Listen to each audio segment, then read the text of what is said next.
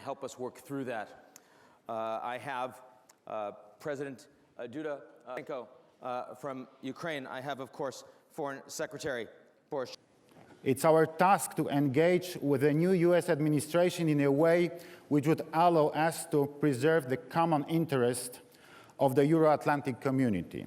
By common interest, I mean security.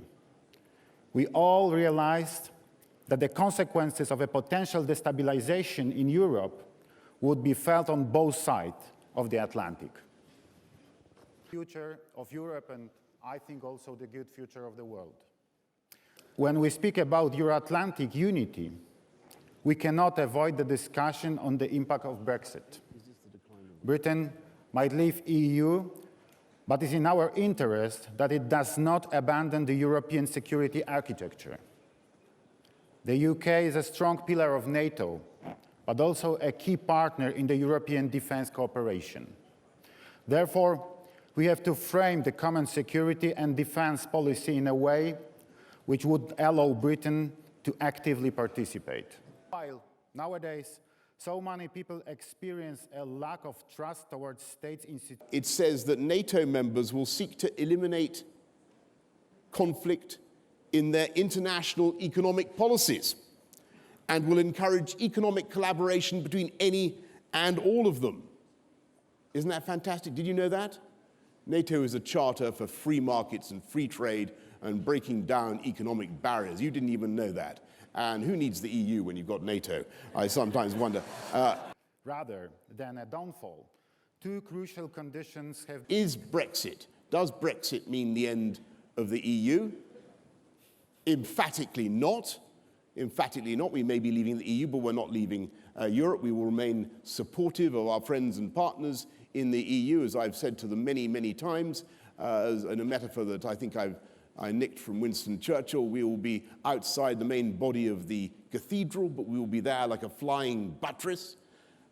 This was mistranslated once as a flying bucket, but they got the point. Look,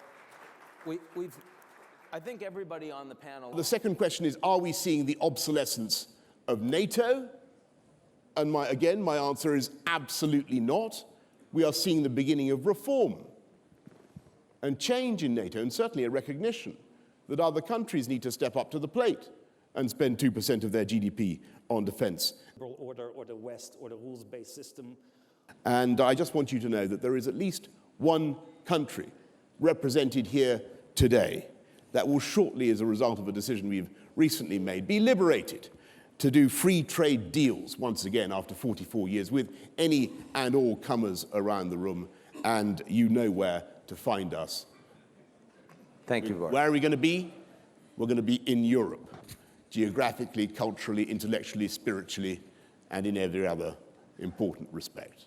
You know, the death announcement of the so-called liberal order, I don't know if it's or maybe there is not even a movement from a bipolar to a multipolar, and maybe to... I think that the Flynn issue obviously is something that shows that in many respects this administration is in disarray and they've got a lot of work to do. But I couldn't be happier to have a Secretary of Defense than General Mattis. You're going to see General Kelly. He's an outstanding individual, and there are those who are now going to be on his team who I think we can have great confidence, most importantly on national security. Agrees with Boris that if we ask this...